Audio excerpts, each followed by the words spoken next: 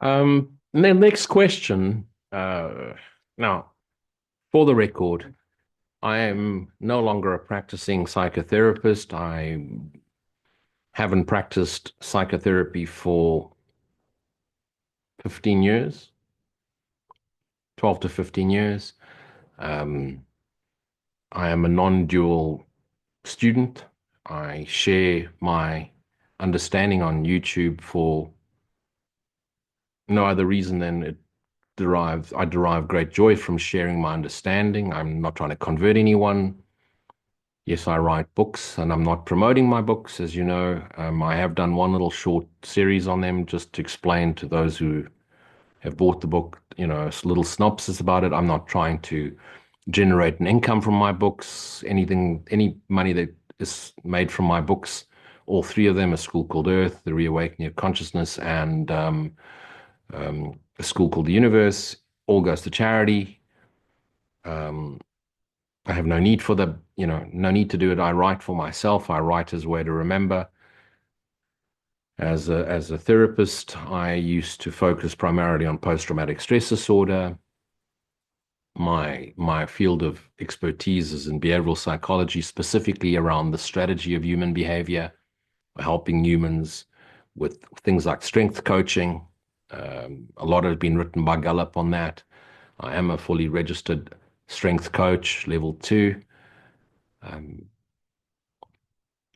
I'm not a relationship counselor. And the last thing I want to be known for is being a relationship counselor. There's great counselors out there. The Imago relationship courses are phenomenal. Um, there's some great works on coaching and relationship coaching on YouTube and great teachers out there. That's not what I do. But okay, you've sent me a question. I'm going to answer this one. And for the record, this is the only one I'm going to answer. Um, and I will consider and contemplate. If you're watching this, then I've posted it, but I'm I'm in two minds whether I post this or not. So the question goes, thank you for your YouTube videos. They've really helped me a lot. I am going through an excruciating time of deep heartbreak. The man I was in love with left me suddenly without explanation. And she tells me she's been in a relationship with him for just over half a year, half a year's with a relationship. So it's still fresh, still new relationship, still in a romantic period. After he broke up with me, he said that he still loves me, but that he thinks I am too good for him. That creates some confusion. I thought he was perfect for me. I really thought he was the one. He seemed perfect for me. He was everything I wanted in a man. Very dangerous. Dearly, why does this seem to happen? How come I can never seem to find and keep the right guy? Why do the good ones leave or are disinterested? But the playboys and the nasty ones keep coming back and won't go away. What do I have to do? What is it that men want? I know this is not a non-dual or Course in Miracles question, but you are very wise. Thank you very much. Hence, I'm answering the question. Very, very wise indeed. Yes, not married. How wise am I? And perhaps you can shed some light on this.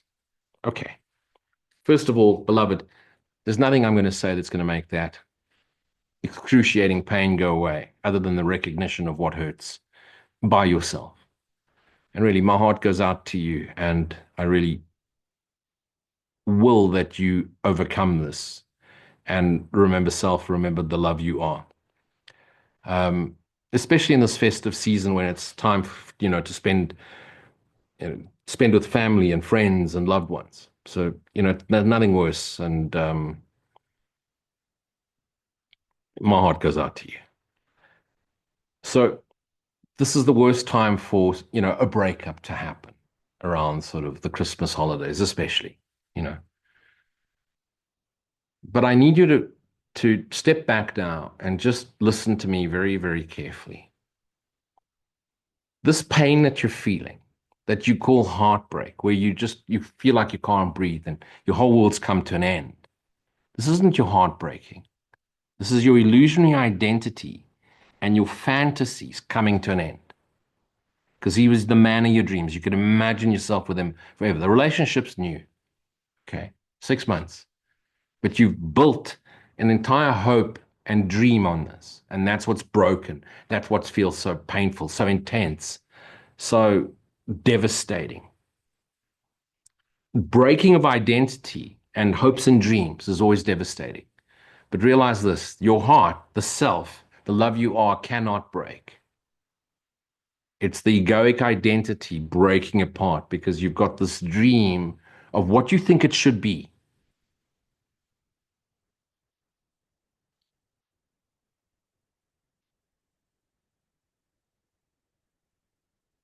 That isn't going to help you right now because no matter what I say, that intensity, you know. So let me just come back to this in a slightly roundabout way.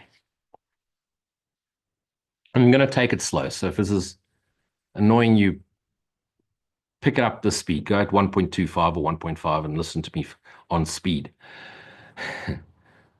So what do men want? You're asking me, what do men want? And that's like saying what a woman want. And we make jokes because, what we men want is so simple. Pitch up naked with a six-pack of beer and we're satisfied. Yeah, for an afternoon. What a woman want, and you've got to write a book. It's actually very, very similar. Luann Brizendine, The Female Brain. She pretty much nails it there. So look up Luann Brizendine's book, The Female Brain. So what do men really want? Men want what everybody wants. What does any fractured self want? To be knowingly the love of God.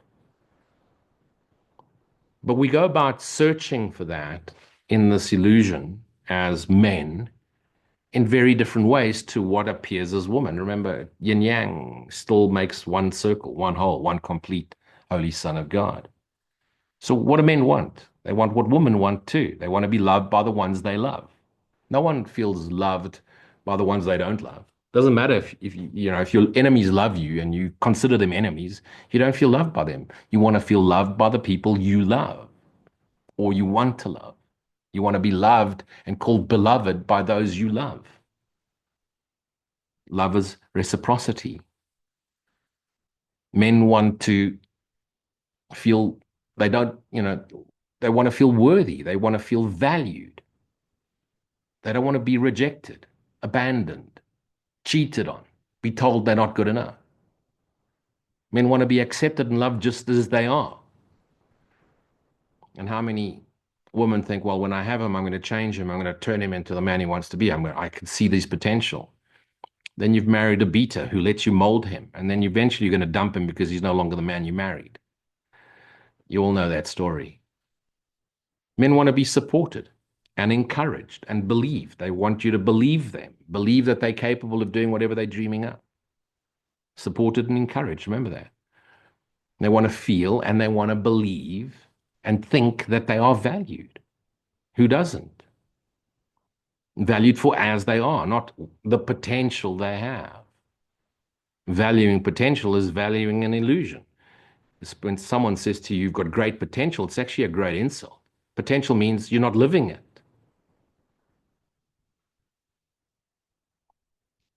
They want peace. Men seek peace. And those that go towards because there's no peace inside them or they're forced to go. And so they want to be understood and they want to be at peace, which means they don't want to hear you constantly moaning and groaning and complaining and criticizing them for their habits and their hobbies and whatever. Of course, if he's a slob, you're welcome to give him a double-handed Jesus backslap. And sometimes they need to be not asked or nagged, but told, clean up after yourself or else. Sometimes they are little boys. Well, of course, they all still are in some way or another. But remember this, don't criticize. He needs to be seen as valued. If you're criticizing, you're breaking him down. You think he puts up with it only until he finds a better version of you. And then he is going to dump your ass. You don't like that. It's what we do. If we don't think we have options, we stick around and we listen to your shit. But if we got options, we're going to dump you. And don't criticize men for being masculine. And just because you're being masculine doesn't mean masculine toxicity. This is blissfully bullshit, woke bullshit. A man's a man. You want him to hold you and bring you flowers and cry and watch chick flicks? That's not a man. He may have a penis, but that's not a man. A man, first and foremost, will contain you and protect you. That's a man. You and his family. That's what we do. We learn skills. We learn martial arts. If we're not 6'8", we learn how. We protect. We take care of. We provide. And that's what we do. You're not going to make us woke. You give a fuck who you think you are and how qualified you are and how many people agree with you. You know, say I'm old school. I don't give a shit. It's what I am. It's what men are. They want the woman who they love to let them help her. Men want us to let us help you. Let us be there for you. Let us provide for you. Let us protect you. Let us do things for you. Love language, acts of service is definitely one way. Spend quality time with you. Give us your attention. And they want the woman that they love and loves them be contained, not owned, not possessed, contained in the love we are and the love we share. And containment goes both ways. And protected by his love. Not all men are going to be Bruce Lee and Taken number 3, but they will still want to. These women that insist that there's no gun in the house because and he's a man and he can't protect you, you make him insecure. Of course, there's rules and there's regulations and there's right ways of doing things, especially if there's children around, locked safe with a key code and proper training and proper vigilance. But you need to be able to allow him to be able to protect his family, you, especially if there's children. Even though men have consciously, seemingly evolved since caveman days, the rules in the game are still the same. There's still the bullies out there. What women often call the narcissistic men are the bullies. And they are twice as dreadful to other men, which is why the smaller guys, learn martial arts, learn to defend themselves, and become lethal. The most dangerous men, you won't see them. They're not the muscle-bound ones. They don't look like, they don't tattoo the shit out of themselves. They look like every other man. Beard, no beard, glasses, no glasses, muscles, no muscles. But the dangerous ones, you don't see them coming. Most dangerous assassins look like little boys and little girls. And they're prepared to take themselves out in the process of getting to you. So don't try and ever understand what a man is thinking if you're in the feminine, because you're sensing, feeling way off the charts compared to the masculine, and the masculine's processing and analyzing way off the charts compared to the feminine. Never the two shall meet. It's like right mind, wrong mind. Two completely Mars and Venus. Okay. So what do they want? They want to be loved, accepted, cherished, valued. And so when men go hunting, not all men are hunters. Be very wary of the playboys, the ones that go and learn the courses on what to say and how to speak and how to dress. If he's dressed fancy than you, he's not a man. He's trying to be someone. If he's more interested in his appearance and looking in the mirror more often than you are, there's a problem there, ladies. If he's looking at himself in the mirror, he's looking at who's looking, and he's looking at those that are looking at him. Men have a Terminator brain. It's the attractiveness mold. They've all got this programming. It was whatever was when he opened his pencil box and he was 13 to 16. That was his perfect girlfriend. The Christy Brinkley when I was a kid. That was my mold. And there's a mold now. You like Terminator when he gets projected onto planet Earth, and now he's looking through the crowd. He's looking for someone that fits the mold of his outfit because he's bare naked and he needs clothes. There's a Terminator brain. He's scanning the room and he's looking for a mold that fits his fantasy. A man walks into a room, there's 50 women there. He scans that room and he goes, okay, I'll sleep with those 25. That's it. 50. He's made up his mind in 10 seconds. 50. I'll sleep. There's 50 of them I can fuck. You don't like that, eh? That's what we do. And then he looks at those 50, which ones are looking at him? There's 10. So now he's realized of the 50, 10 fit his mold and 10 are interested. Now, if he's got the courage, he'll approach you. If not, he'll wait for you to make the first move or give the signal. If he's a player, he's going to look for attention. If he's an honest man of integrity, he's not hunting to hunt. He's in for the long term. He's not in a rush. He knows that the path of least resistance is the only one because he's been through the path of most resistance. He's learned everything he can learn, and he's finally learned through all the paths of resistance that the least resistant is the only way. So he looks for the one that makes connection. And then he's going to interview you. He's looking for someone who accepts him, who, when he shares himself, admires his values, has common goals, common values, common beliefs, accepts him just the way he is, not someone who's going to try and change him. And of course, there's those that are looking for those that admire him. They're looking for the gold digger. They're looking for the appendage. It's not a real man. That's a narcissist. That's the grandiose narcissist complex. By now, most of you that follow my YouTube, you're 40 plus, you should know what to avoid. You should know what the playboys are. Be very, very wary of the devastatingly good-looking ones, unless they have essence, presence, not grandiosity. Look for the outward humility, inner strength. Men are looking for someone that is worthy of their time, worthy to be contained, worthy to give their lives over to, because men will die for you. There's nothing a man won't do for you when he loves you. Nothing, including lay his life down for you. So he's looking for someone who he's going to invest the rest of his time with, someone he's going to be dedicated with, someone who's going to be loyal to and is going to give him back loyalty, dedication, attention, acceptance.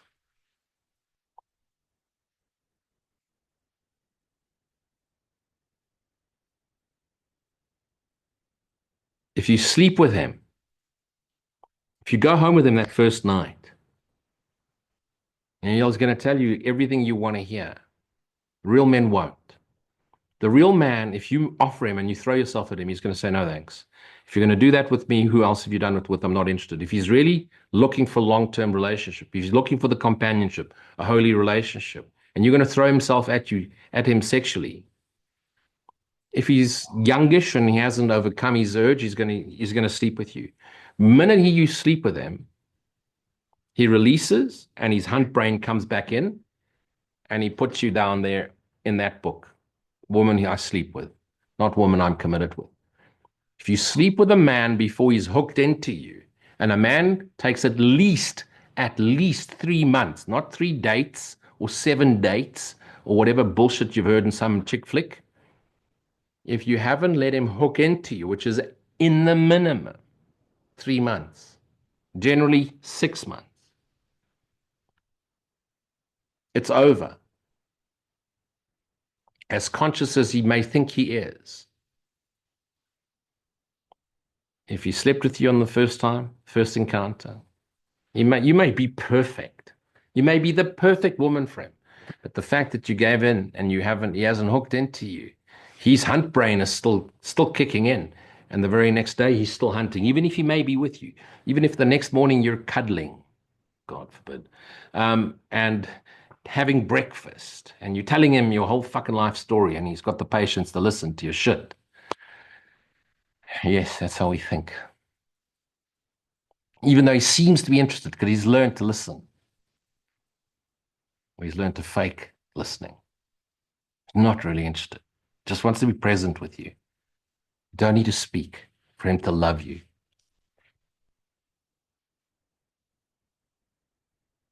If he hasn't hooked into you, He's going to still hunt. He might even do it very subtly. And then when he's found the one that he believes is worthy and makes him work for it, he's going to dump your ass, even though you had a wonderful 6 months together. What do men primarily want? Acceptance, support, and encouragement. Remember this: support and encouragement, which is the opposite of whiny criticism and constant fucking complaining.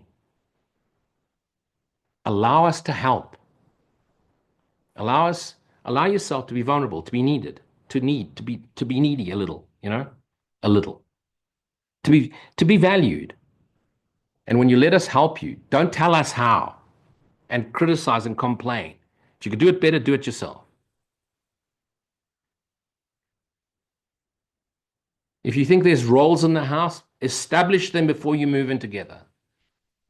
Why should men take out the garbage and mow the lawn? Why? You want to be sexist now. Men that care and are engaged, they'll do it. But whiny doesn't get him to. Repeating yourself isn't going to convince us. Again, my opinion, based on life experience, observing, learning, coaching. So let us help you, but don't nitpick and complain about everything we do. And in the way, if you have a specific way you want it done, get an agreement up front and then back the fuck off. Let us help you. It's important that you have self-confidence, because we know that needy woman will just about sleep with anything. Self-confident woman with integrity, we want that. We want women that treat others, especially the little people, the service industry people, well, the waiter, the waitress. You don't feel threatened every time a young, pretty woman walks in the room. Don't imagine that we're all going to cheat and we all just want to fuck everything all the time. We don't. We really don't. Stop talking about your ex-relationships. We're really not interested. Other than we may be scanning for how you talk about your past. And then we start to become wary of what you're going to do about us the day you decide to leave or we dump you. Don't complain all the time. If you're going to complain, if you're going to let off steam, make sure it's once a week and that you're not dumping on him all the time. It's why we leave home, because our mothers do that to us. So eventually we leave. Never flirt with other men, especially if you didn't give you attention. Now you're trying to punish him. Don't go flirt with other men. There's other ways to get her attention. Six-pack naked. Hey, that works every time. Give us a compliment. Give us an encouragement. Be present with us. Support us in what we love too. Don't try and manipulate us. You may get away with it for a while, but after a while, what men will do is when they've written you off, even though they're still in a relationship with you and they still love you and the children are there, the minute they write you off because you're constantly complaining, because you're flirting with other men, because you're unfaithful in other ways, we may stick around, but only until we get a replacement. And that's why when we dump you proper and fast. That's the way it works. Again, just my opinion. So don't try and manipulate us. We see the story. We see it after a while. You catch us once, okay. Maybe twice, at worst 3 times. After that, we're weary. Be honest. Have integrity. Be faithful. Don't expect us to know what you're thinking. Even the psychic ones. Don't know what you're thinking. We can't possibly process sensations, feelings, emotions into thought the way you do. And so when you're thinking, you understand that what you're feeling and what you're thinking is so fucking complex for us. We have no clue because we're men. Don't like that idea. You want us to be like you. Well, that's why there's a woke club. Go date the woke man. Don't be selfish. Don't be self-centered. Men they love you. They want to share. They look after you. They want to provide. It's got to be reciprocal. There's certain men that are quite happy with the gold digger. But they're appendages. They're not the girls we marry. And if we marry them, it's only because we have a use for them. You're on a time span. As soon as those wrinkles come, we're going to look for something that looks like a younger version of you. You don't like that. It's the way it is. Think I'm sexist. I'm not. I'm just telling you how men as a whole behave. Men are prepared to wait for you, but you got to insinuate, give us some sense of hope that there is a potential for long term. I'm not talking about getting laid. I'm not talking about the playboys and the aloofs and the relationship avoidant. We're talking about men that really want to engage with you. You're not going to find us on dating sites.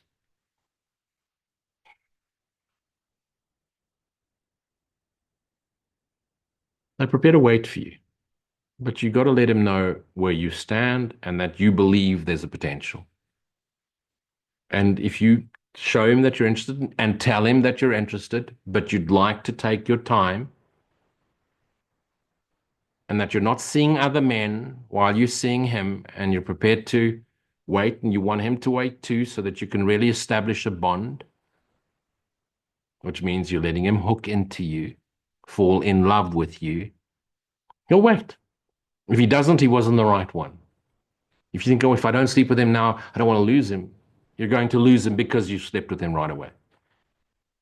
Like I said, at least 3 months.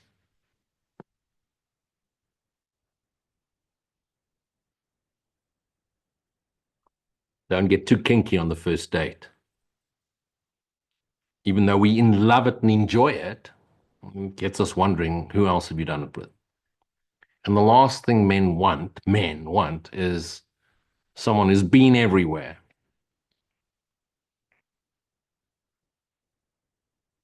Remember, he's looking for a continuous companion. He's looking for a lifetime companion. We're not talking about spiritual relationships. It's a joke anyway, spiritual relationships. It's just another illusionary label. Remember, what men fear, the opposite of what they want, is they fear being rejected, abandoned, infidelity. You've left because you found something better, bigger, richer, more famous. Yeah.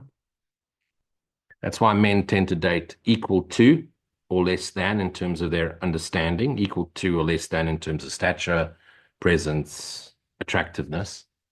And women tend to equal to and greater than.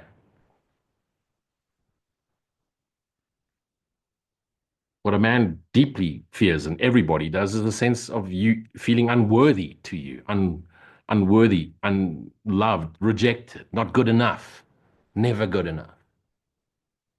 And that's what alpha females do with the beta males. Constantly, they want him because the alpha female wants to control the male, so she attracts the beta and then beats him up with you're never good enough and you should be better and pushes him. And that's where the crimes are committed because he's trying to live to your expectations and make you happy.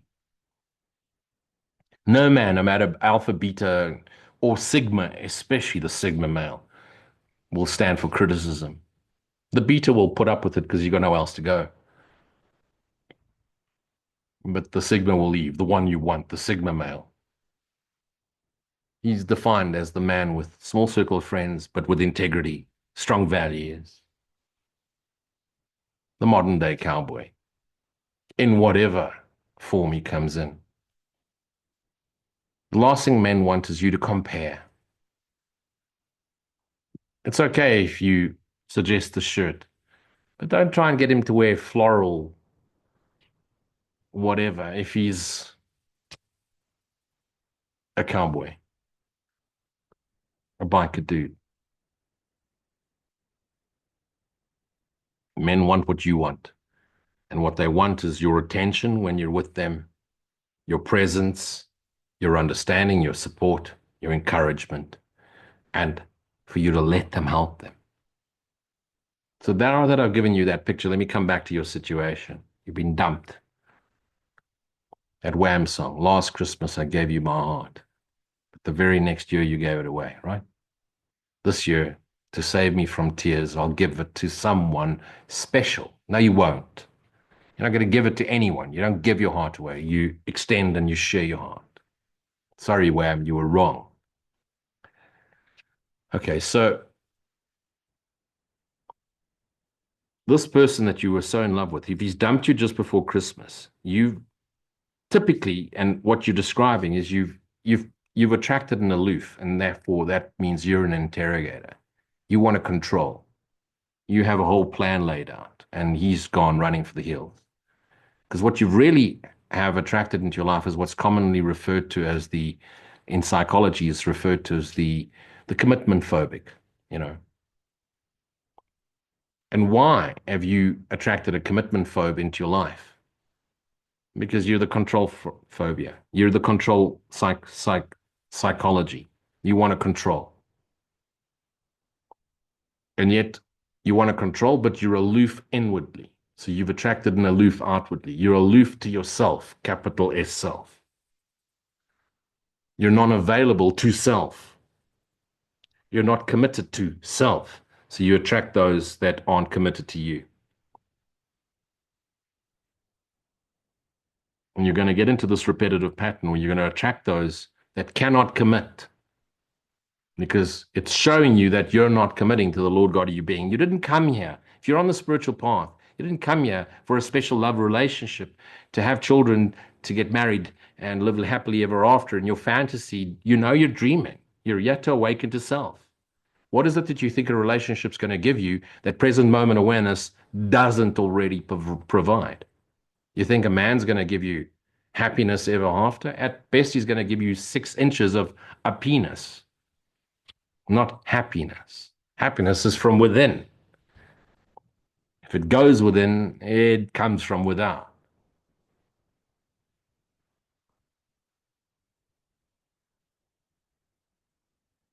You've attracted into your space the outer mirror of what you are to yourself, which is the unhealed attachment avoidant. So you've attracted an attachment avoidant person. Look it up. Lots on YouTube about attachment avoidance.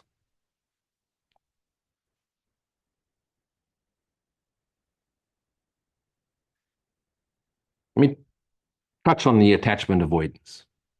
This has caused a person who avoids attachment, especially around the December holiday times. Any holiday, family holiday times, are going to run for the hills. Why? In their formative years, as children, they were neglected. They had neglectful parents, or they were abandoned, rejected, or they didn't get attention.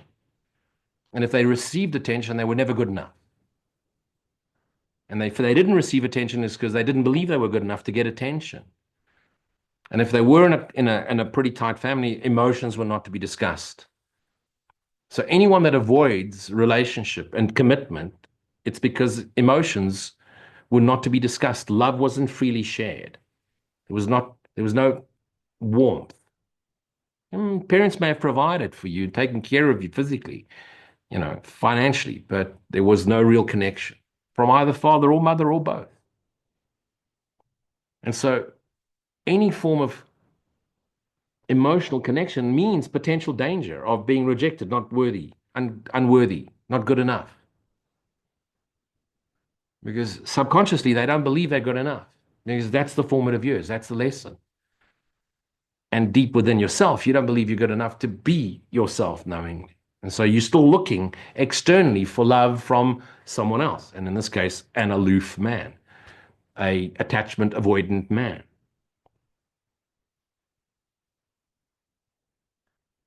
See, attachment avoidance, especially attachment avoidant men, well, actually, no, not especially, women too, always believe that others, especially the ones they love, expect too much from them and expect that they'll never be good enough.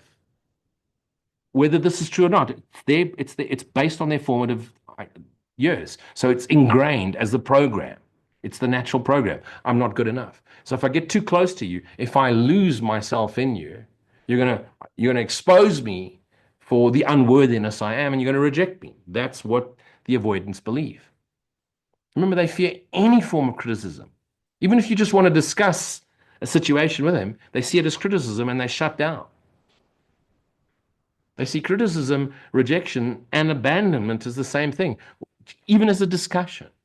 Because at the very core of what they are, being rejected and abandoned makes them feel unworthy, makes them feel unwanted. Makes them feel not good enough. And their fucking ego cannot handle the idea I'm not good enough for another person. So I'll stay away from people that I'm not good enough so that I can build a positive self image about myself and create a world around me where my little egoic self image is so positive. Look at me, I'm a hero of my dream. And God forbid I come close to light of awareness in another person and they expose me for my illusionary self. And yet they want the light.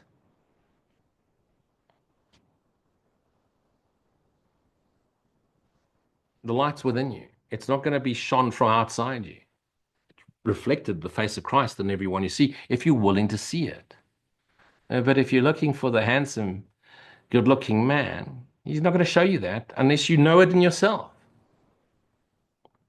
Remember, the avoidant aloof, or the commitment avoidant, so many terms. The instinct is to cut and run. It's because of anxiety. I'm going to be exposed. So we're closing in on family time. Christmas Day, I'm going to meet her family, and they're all going to be looking at me, and they're going to be wondering, why was she with him? Because you've just said, he said to you, I love you, but I don't think I'm good enough for you. You see, he's already creating self-doubt. Why? Somewhere along this relationship, you've already criticized him, whether you're aware of it or not. You've compared him, you've judged him, or you've spoken about your ex and made him out to be a hero or an absolute horse's ass, or you've pointed out mistakes which he identifies in himself about your ex, and now it's triggered him. So they're going to avoid any experience that's going to make them feel pressure to behave in any way that may expose them for being a failure, because failure is in their mind because of their formative years. And so the avoidant is going to avoid close proximity of extended time. Any sense of expectation from you, whether it's true or not, is going to trigger them. And it's going to trigger enormous anxiety, and it's going to make them want to run for the hills. And they'll do whatever's needed, including break up with you, and then somehow stay connected, especially if you're chasing after him, and then restart the relationship in March, especially if you start showing neediness, and now he feels worthy because you're still chasing him, you still want him, which is the worst thing you're going to do, is chase after an avoidant, a commitment avoidant, an aloof. You chase after him, he wins. She wins. Same thing.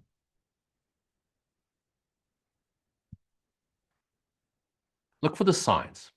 Look for the signs when you're in a relationship, whether that person, and look for it early on so you can, if you really want a holy and mighty companionship, look at the mirror and bring it into the light of awareness before you sleep with him.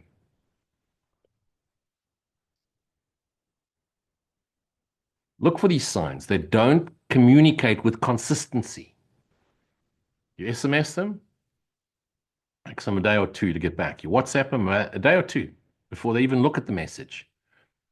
But woe be it if they send you a message and you haven't responded. And worst is, if he does that, takes 2-3 days to respond to a message, mirror him. See the response. Take 2-3 days to get back to them. The commitment phobe, the commitment aloof, the commitment avoidant, they never communicate or commit with clear rules of engagement. It's always vague, keep you guessing.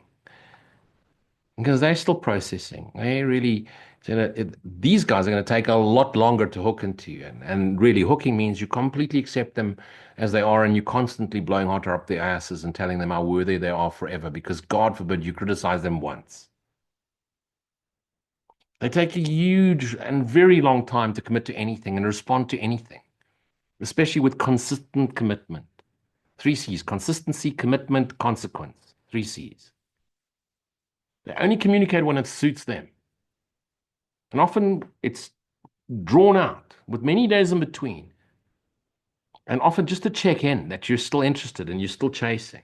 They need you to chase. They need to be ensured that you're still interested and you still see them as the hero. And they withdraw very quickly, just as quickly. The minute there's any form of rejection, criticism, or any need, or any form of commitment required, where there's going to be a couple of days of consistency, oh, they want to run. They feel trapped, claustrophobic. Why? Because you're going to trap him and make him feel unworthy. So he's already anticipating feeling unworthy. He's already playing out those dramas: rejection, unworthiness, abandonment. I'm not good enough. So they very often, and these are signs that you can look out for as well, as they often seem distant, aloof, and sometimes even cold when it gets to real connection.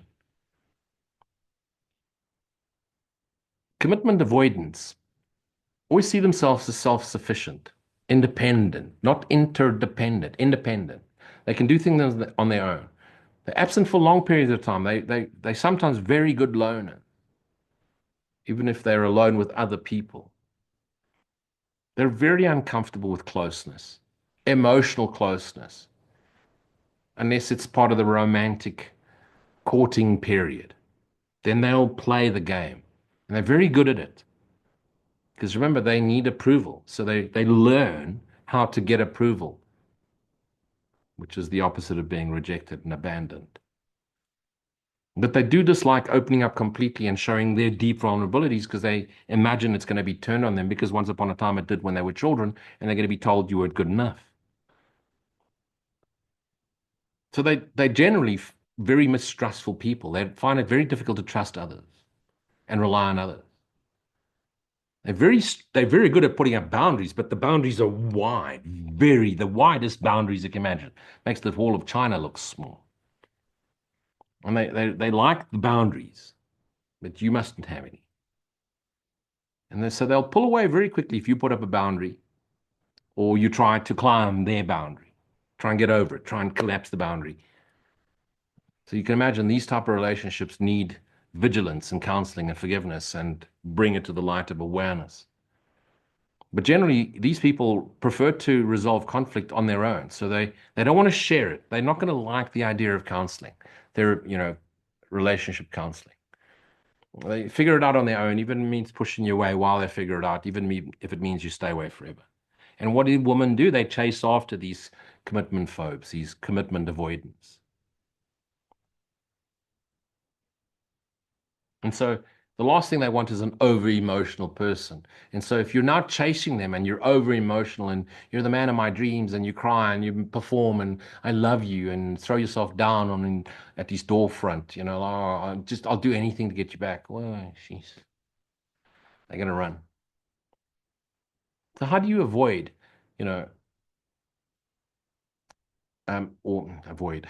How do you overcome the avoidant attachment relationships? How do you overcome when you've met this guy, you're now in love with him 6 months later, you've built up his whole fantasy, you've already slept with him, which is now you've ruined it because he hasn't hooked into you. Why? And especially since he's an avoidant, so he looks for every reason to ensure that he won't be rejected, even though you told him you love him and he's perfect, he's the man of your dreams. You're naturally a critic, which is why you're chasing. You're the hunter, and hunters will eventually kill their prey, and that means rejected, abandoned, unworthy. So, whether you say all the right things or not, inside, all the alarm bells are going off because you're hunting him. You're chasing after him, and you've put out the first date. So, the hunt's over for him, and now he's being hunted. So, he's going to avoid you completely. You're the lion, he's the gazelle in his mind, even though you think he's the man of your dream.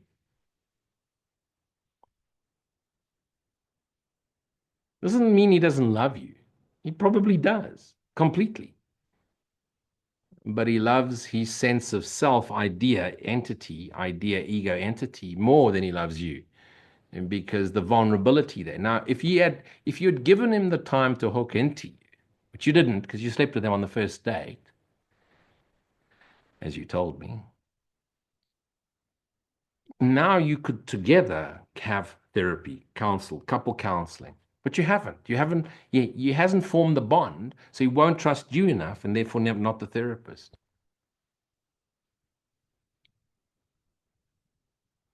Remember, as a child, this person was beaten down and discouraged from showing any emotion.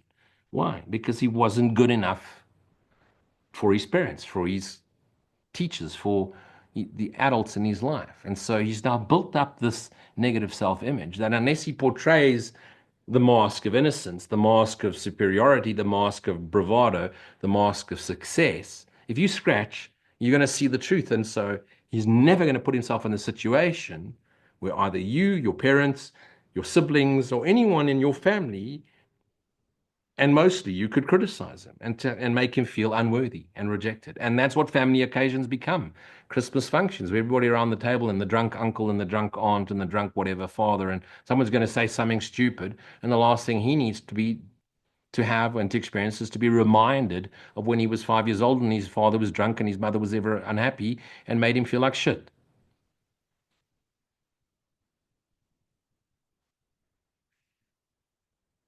So be wary that your expectations, your false expectations appearing real, aren't creating fear in him.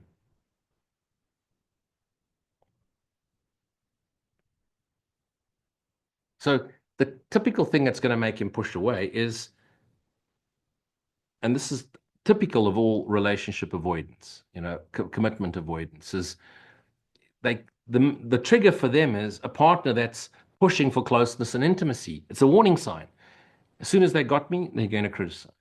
A partner wanting them to open up emotionally, because then you're going to find my vulnerable points and nail me on it. And they're going to hate it if they need to become dependent on you. And remember, he hasn't hooked yet. So what am I going to be dependent on? This woman gave in too quickly.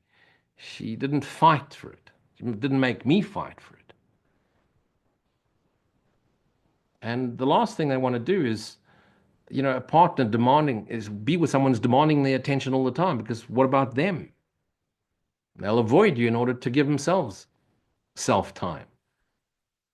They hate it when they're in any possible position where they're going to feel vulnerable.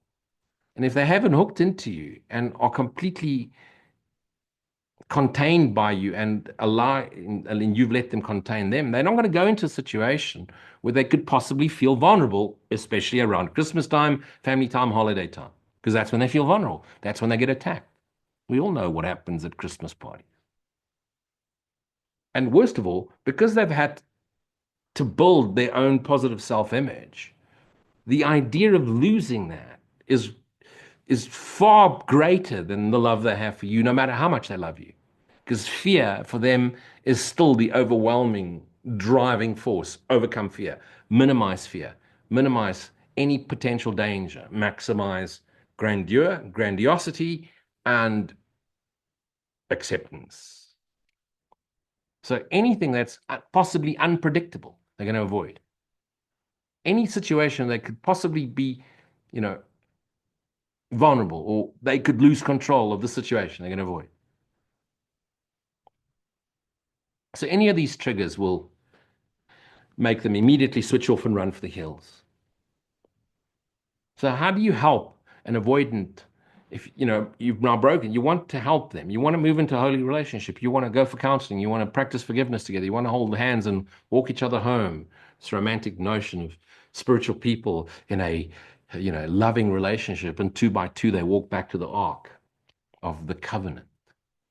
Oh, so fanciful. Oh, it's what all spiritual want. The perfect spiritual man who is so spiritual and walks on water like Jesus and speaks like Ramana Maharishi and speaks in soft tones and so spiritual's only got eyes for you.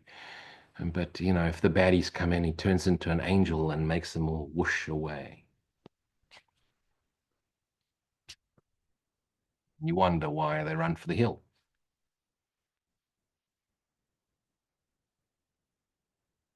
Stop trying to fix him. Look within.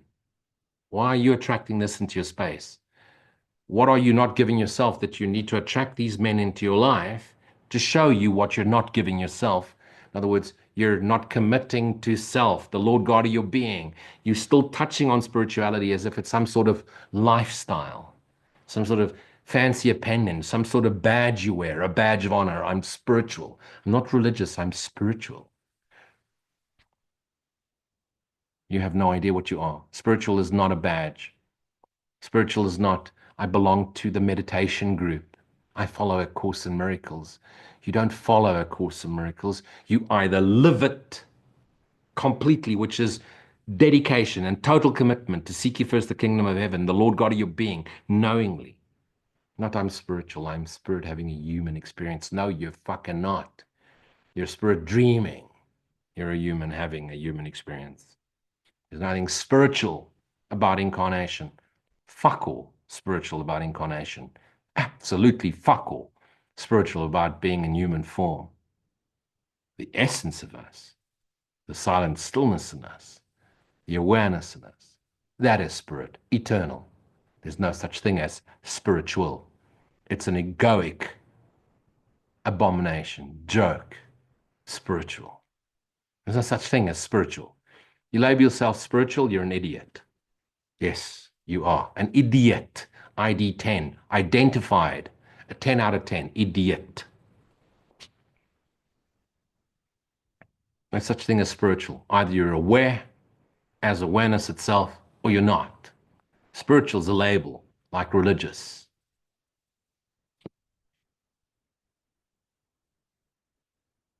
Why are you attracting this into your space? What is it trying to show you?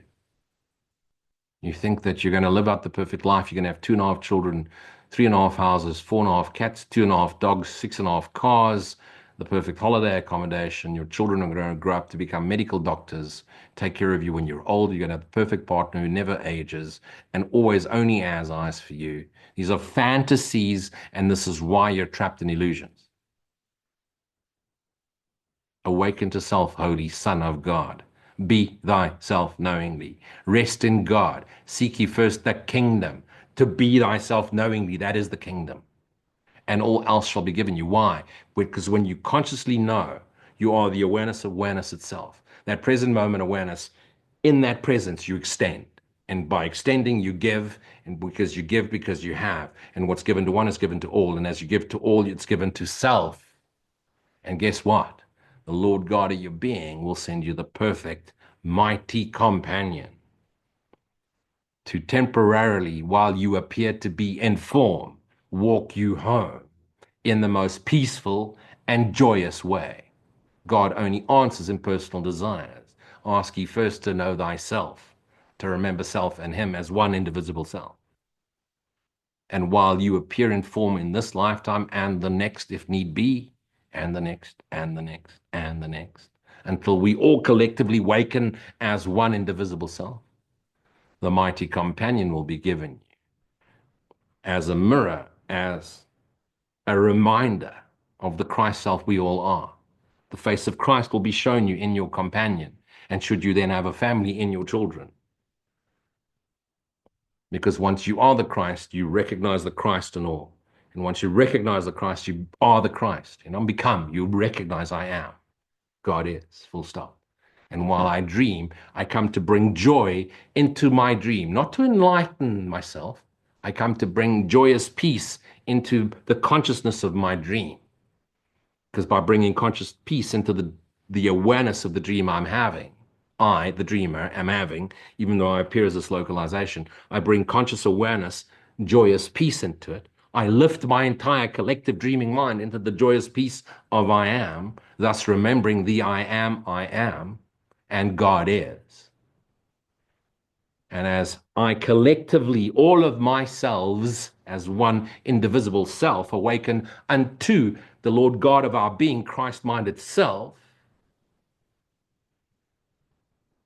I now choose to incarnate, project into form over and over and over and over again, joyously, peacefully. Why? Because I am the light that sets us all free, and I choose to be it, knowingly.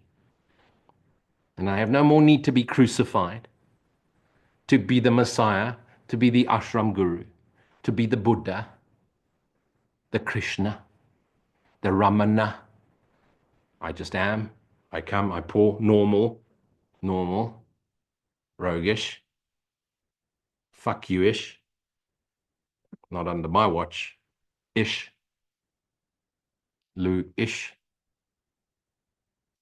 and I share, and I pour, and I don't chase, and I stand my ground. And when I know self as love, self-love is shown. But while you chase, you will find those that mirror you. And while you avoid self, you will find the commitment avoidance. And you'll see that's a topic that's growing more and more and more. Do not search. Align with your highest ideal.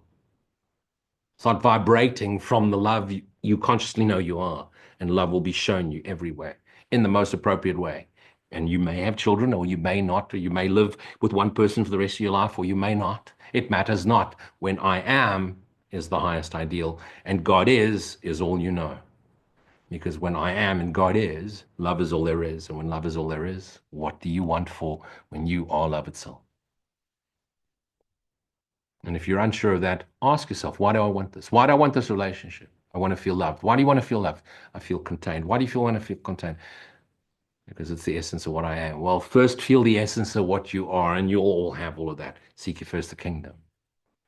And the Lord God of your being will be shown you as the beingness you are, as the love of God you are, as the peace you are, the peace of God you are. Be that knowingly. Not a relationship counselor. This was my opinion. You'll notice no comments because I'm not interested in your opinion. Use it, don't use it. Perhaps I've offended you. I don't give a fuck. Perhaps you really enjoy it. I don't give a fuck. Perhaps you think I'm a hero. I don't give a shit. Perhaps you think I'm the world's biggest prick. I don't really give a fuck. Not really. But I'm not interested in opinions. I'm sharing it. Use it, don't use it. Christ Consciousness Day, 2 days from now, 3 days from now.